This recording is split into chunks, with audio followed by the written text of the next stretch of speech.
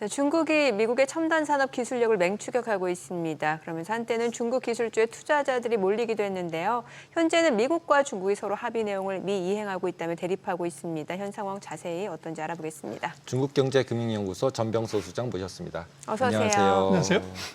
관세 전쟁 휴전한 이후에 실질적으로 뭔가 진전이 있을 것 같다고 사람들이 생각해서 주가도 반영하고 다 반영을 했는데 실질적으로는 반영이 지금 안 되고 있고 조금 오히려 좀 서로 자극하는 분위기로 바뀌는 분위기인 것 같은데 저희가 지금부터 이제 중국과 미국의 관세 전쟁을 어떻게 봐야 될까요? 그래서 서로 못 믿는 거죠. 상호불신.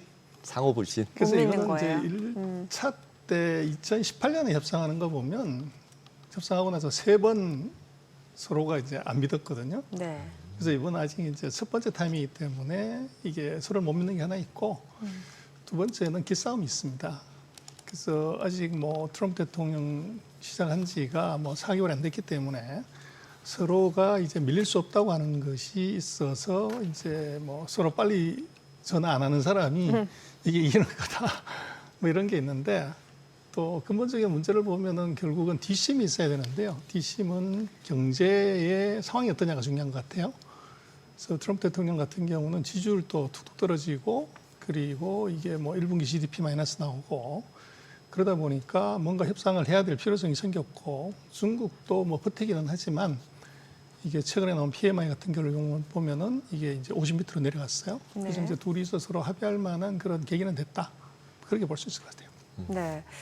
지금 뭐 계속해서 지금 미중 간의 관세 전쟁 일단은 뭐 유예된 상황에서 지금 희토류는 여전히 수출 중국이 이제 다른 나라로 희토류 수출하는 것에 대해서는 허가를 받아야 된다라는 건데 이게 희토류가 산업에서 쓰는 굉장히 중요한 그런 광물이잖아요. 그래서 지금 뭐 나오는 외신 보도들 보면은 실제로 지금 미국은 이제 리쇼어링이라고 해서 이제 미국 내에서 뭔가 좀 생산 투자하기를 원하는데 일부 자동차 회사들이 거점을 중국으로 오히려 지금 옮기고 있는 상황이라고 하는데 이거 맞나요? 이건 좀 과장이고요. 과장이에요? 그래서 중국 히토류를 2달째 그 합의를 하고 나서도 예. 수출 규제를 안 풀었어요. 예. 그러다 보니까 이제 히토류는 그 AI 들어가는 이제 서버나 뭐 이런 쪽에 첨단 기기에 반드시 들어가야 되고 전기차에는 반드시 들어가야 돼요. 네. 그리고 F-35 같은 전투기에도 들어가야 되기 그러니까요. 때문에 이게 지금 재고가 바닥나는 상황이 온 거죠. 네. 그래서 어젠가 뭐 보면 트럼프가 이제 투덜거렸죠. 네. 이게 히토류 금속이 없어가지고 문제가 됐다. 어. 그럴 정도로 이게 뭐 어떻게 보면 산업의 비타민 네. 우리가 쌀밥만 먹으면 이제 각기병 걸리듯이 그 히토류가 없으면은 그런 문제가 생겨요. 그래서 첨단 산업의 아킬레스건이다. 근데 이거를 중국이 뭐 적게는 60% 많게는 90% 장악하고 있기 때문에 이제 미국으로서는 이게 단기간에 대처할 방법이 없어요. 예. 그러다 보니까 이번에 트럼프 대통령이 아마 협상을 하자고 하는 뭐 또 다른 이유 중에 하나는 빨리 이것을 풀지 않으면 이게 이제 미국의 첨단 산업에 문제가 되고 그렇죠. 또 트럼프 대통령이 뭐 5천억 불 들여가지고 뭐 이제 AI 쪽에 대대적인 투자를 하겠다고 하는데 그게 근본적인 스타트부터 차질이 생기게 되는 거죠. 그러네요. 희토류가 없으면. 지금 그러면 이제 중국하고 미국하고 이런 관계가 유지가 되는 게 아까 말씀하셨듯이 누가 먼저 기싸움하냐는 부분을 거꾸로 돌이켜보면 누가 먼저 전화하냐, 누가 먼저 이제 굽혀줄 거냐잖아요. 그랬을 때 실제로 미국 같은 경우는 약간 트럼프가 먼저 얘기를 하면 밑에서 수습을 하는 분위기고 중국은 이제 밑에서 쭉 뭔가를 정책을 수립한 다음에 시진핑한테 이렇게 하겠습니다 하면 승인해주는 분위기인 거잖아요. 양쪽 분위기가 뉴스로 보면. 그럼 실제로 이게 둘이 뭔가 합의를 찾기가 상식선에선 되게 어려울 것 같거든요. 왜냐하면 실무자끼리 얘기를 한 다음에 탑에다가 사인하라 이렇게 되면은 뭔가 협의가 될 것 같은데 여기는 거꾸로 가고 여기 거꾸로 가고 있으니까 이게 끝에 어떻게 될까 이런 생각이 되게 많이 글쎄요, 드는데 그거는요. 어느 쪽으로 되는 거라고 봐야 될까요? 근데 다 그냥 추측이고 네. 실제적으로 어떻게 되는지는 아무도 모르죠. 그렇죠. 그렇죠. 그런데 예. 그것은 이제 결론은 그런 것 같아요. 누가 더 아쉽냐 하는 것인데 신뢰와 명분의 싸움이에요. 그래서 이제 시진핑 같은 경우는 뭐 트럼프나 미국보다도 14개 인민들의 시선이 더 무섭기 때문에 체면이 굉장히 중요하기 때문에 먼저 전화해서 우리가 이제 굴었다 이런 느낌을 주면 안 되죠. 근데 이번 같은 경우는 이제 통화 가능성이 있는 것이 트럼프 대통령이 그 사이에 내가 전화 받았다, 전화한다, 뭐 전화 왔다 이런 얘기 많이 했는데 네. 중국은 한 적 없다고 얘기를 한 거죠. 근데 이제 이번에는 트럼프 대통령이 먼저 전화를 사실은 한다는 거거든요. 그러면 중국은 이제 명분은 얻었고 또 미국 같은 경우는 지금 히토리 금속 문제가 당장 걸렸기 때문에 이걸 해결하게 되면 실리를 얻는 거죠. 그리고 또 이제 중국 입장에서는 이게 지금 첨단 기술에 관한 제재들을 점점 더 강화시키고 있기 때문에 이것을 완화시키거나 지연시킬 필요성이 있고 그러다 보니까 이제 두 정상 간에 서로 이해관계가 약간 맞아떨어지는 그 명분과 실리가 서로가 이제 주고받을 수 있는 계기가 된 것 같아요. 그래서 아마 전화 통화 아마 하지 않겠나 싶습니다. 그러니까 이제 위안화 같은 경우가 은연중에 강세가 계속 되고 있잖아요. 아주 조금씩. 보통 이제 중앙은행이 계속 이제 아침 고시환율을 좀 아래다 찍어주는 것 같은 느낌? 원래 이제 중앙은행 기준점을 주니까요. 중국 같은 경우는. 그러면은 기본적으로는 어느 정도 지금 말씀하신 것처럼 합의는 한다는 가정하에 기싸움만 하고 있는 거 결국 합의는 한다. 이렇게 봐야 근데 되나요? 환율하고는 상관이 없고요. 중국의 환율은 이건 정부가 관리하는 환율이에요. 그러니까요. 그래서 작년에 중국의 무역 수직자 9,900억 불렀는데 환율이 계속 절하가 됐단 말이에요. 그건 이제 말이 안 되는 얘기인데 그것은 중국은 전일 정가에다 보수 통화 바스켓을 더하고 거기다가 가중치를 더하는 세 가지를 계산해서 하기 때문에 정부가 올리고 싶으면 올리고 내리고 싶으면 내리는 겁니다. 그래서 지금 가중치를 맘대로 넣잖아요. 그렇죠. 네. 그래서 지금 우리가 생각하는 시장 환율하고는 아무 상관이 없는 정책 의도에 따라서 좌지우지가 되는 것이고 그래서 아직은 중국이 환율 카드를 쓰고 있지는 않은 것 같아요. 미국이 아마 결정적인 순간에 환율 문제를 두고 나올 거기 때문에 아직은 이것을 건드리지 않고 있고, 그래서 말씀하신 것처럼 뭐 그게 0.1%, 0.1, 0.2 그 사이에서 왔다 갔다 하지 이게 큰 변화는 없어요. 그래서 아직은 뭐 환율 전쟁은 아마 마지막 전쟁이 될 가능성이 높고, 지금은 여전히 관세 전쟁에서 서로가 기싸움하는 정도. 기싸움. 그래서 환율은 아직 개입이 안 됐다 그렇게 볼 수 있습니다. 지금 조금씩 내려가는 수준으로 반영을 저는 하고 있다고 생각을 한 건데 그게 아니라 실제 반영을 하게 되면 굉장히 급격한 수준으로 환율 조정이 일어나야 되는 건가요? 그러면? 그거는 이제 미국이 요구를 하겠죠. 근데 중국 같은 경우는 최근 3년 동안 한 15% 정도 절하를 시켰거든요. 6.3에서 7.2까지. 네. 그래서 한 15% 정도는 절상을 해도 중국으로서는 견딜만하다. 그렇게 볼 수 있는데 이걸 의도적으로 안 하고 있는 거죠. 그래서 지금 수출을 관세 저렇게 때리면 수출에 문제가 생길 거니까 환율 절하 효과를 갖고서 상당 부분 완충을 하겠다. 이런 의도가 뒤에 숨어 있는 것 같아요. 그러니까 지금 미중 간의 기싸움 말씀 주셨는데 최근에 그러면은 하버드대에 대해서도 지금 트럼프가 얘기를 했잖아요. 뭐 반유대주의, 안보 위협, 친중국이라는 이유 세 가지를 들고 그 외국인 입국에 대해서 지금 비자 제한 하버드 같은 경우 굉장히 싫어하는 티를 팍팍 내거든요. 이것도 기싸움의 일종이라고도 볼 수 있겠네요. 이제 그렇긴 한데요. 그래서 이제 트럼프 대통령의 좀 패착이 있죠. 패착. 이제 지금 뭐 전 세계 반도체의 그 유명한 기업들의 CEO들, 인텔, 네, 예를 들면 뭐 AMD, 엔비디아, 다 CEO들이 다 중국계예요. 예.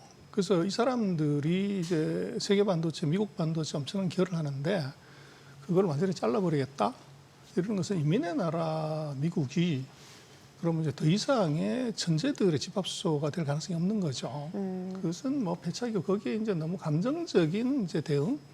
또 이것은 이제 하버드를 길들이면 나머지 대학들이 다 이제 따라올 것이다고 하는 예. 트럼프의 이제 오판 이런 게 있는 것 같아요. 그래서 대학이라는 게 뭐 이제 어떻게 보면 논리하고 이제 이런 걸로 가는데 그걸 대통령이 누가 봐도 이제 조금 어떻게 보면 타당하지 않은 이유로 예산 끊어버리겠다는 걸로 간다고 하면 그렇다고 네. 해서 교수님들이 거기에 승복할 가능성은 제가 보기엔 1도 없을 것 같아요. 오히려 중국 정부로부터 그 연구 지원비 받아가지고 하는 교수들 많다는 걸 알게 된 거잖아요. 그래서 그거는 뭐 그게 전체 얼마가 되겠습니까? 네. 미국의 R&D가 뭐 넘치는데 이제 그것보다는 그 잠재적인 중국으로의 기술 유출 이걸 이제 막겠다 하는 거고 제가 볼 때는 그것 때문에 지금 앞으로 이렇게 되면은 아마 중국의 인재들이 1년에 한 30만 명씩 이제 네. 미국으로 유학을 가는데 이게 거의 제로 상태가 되는 거죠. 네.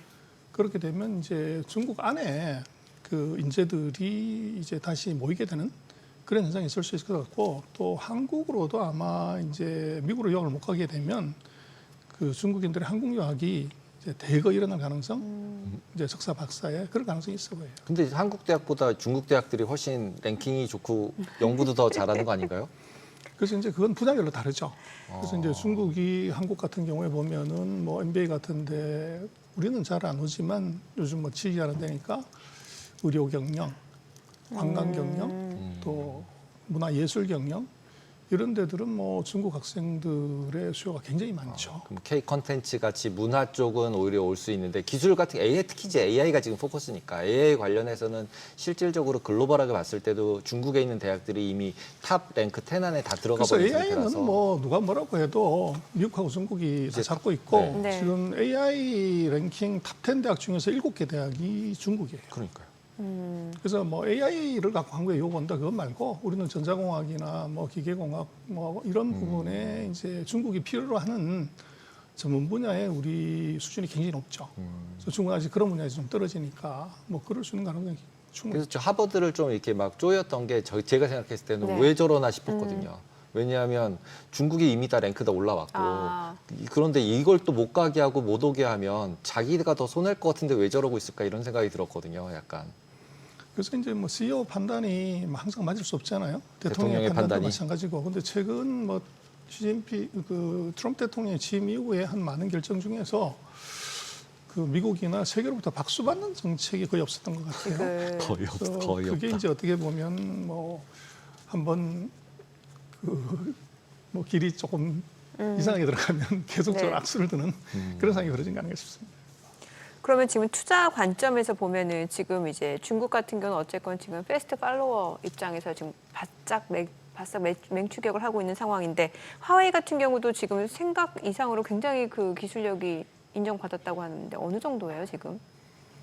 그래서 하웨이는 핸드폰 회사가 아니고 지금 자동차 회사입니다. 예, 예. 그래서 제가 좀 자동차. 출장갈 때마다 보면 하웨이는 매장에 예. 절반이 전기차 팔고 절반은 자동차를 팔아요. 어. 그래서 이제 차를 자기랑 만드는 건 아니고 차는 OEM 주지만 예. 차 안에 들어가는 모든 시스템을 하웨이가 공급을 해요. 그러다 보니까 이건 완전 전기차 회사 예. 그렇게 봐야 되고 뭐 중요한 것은 AI를 얼마나 하냐는 건데 네. 지금 그 하웨이에서 만든 910D라고 하는 이제 최근 버전이 엔비디아 H100 수준이라고 얘기를 하는데 제가 볼 때는 그것이 한 7, 80% 수준 그 정도를 이제 올라온 거죠. 네. 근데 이게 그보다 훨씬 낮은 H20이라고 하는 3, 4단계 낮은 걸 갖고 이제 딥시크가 오픈 AI의 5원 수준의 이거 AI를 만들었단 말이에요. 예. 근데 그보다 뭐 한 서너 배 정도 높은 성능을 가진 거를 지금 공부를 하기 때문에 중국의 그런 알고리즘하고 같이 맞붙으면 이게 이제 굉장히 파워풀한 이제 실력을 낼 수가 있는 거죠. 그래서 지금 뭐 중국 같은 경우는 이게 막았던 것이 단기적으로는 이제 엄청난 충격이지만 이걸 가지고서 이제 국산을 하는 데다 엄청난 가속도를 붙이기 때문에 제재 역설이 나올 것 같아요. 그래서 그런 문제가 지금 있고 그래서 뭐 거기에 지금 전순왕이 얘기를 이제 대놓고 한 거지만 H20 뭐 팔지 못하게 했더니 한 50억 불 손실이 났는데 거기에 이제 전순왕이 아주 뭐 자기 입속이긴 하지만 얘기를 실어서 한 것이 지금 안 팔면 중국이 국산화 해버릴 것이다. 그러면 이제 완전히 시장도 잃고 이제 기술도 이게 이제 따라잡히는 그런 결과가 온다. 이제 그렇게 얘기를 했었죠. 그래서 뭐 중국은 10년에 칼 한 자루만 간다. 근데 14개 인구가 1년에 중국의 대학생이 1200만 명인데 그중에 절반이 이공계 출신이면 600만 명이 10년 동안에 칼 한 자루만 간다고 하면 어떤 품목이든 국산화는 시간이 문제지 할 수 있는 거죠. 그래서 이제 그 부분을 굉장히 조심해서 봐야 되는데 뭐 우리는 중국이 아직도 우리 OEM이나 해주고 뭐 우리 기술을 베끼는 나라로 이렇게 이제 오산을 한 거죠. 네. 알겠습니다. 알겠습니다. 네, 오늘 여기까지 들어야 될 것 같습니다. 내용 잘 들었습니다. 고맙습니다. 감사합니다.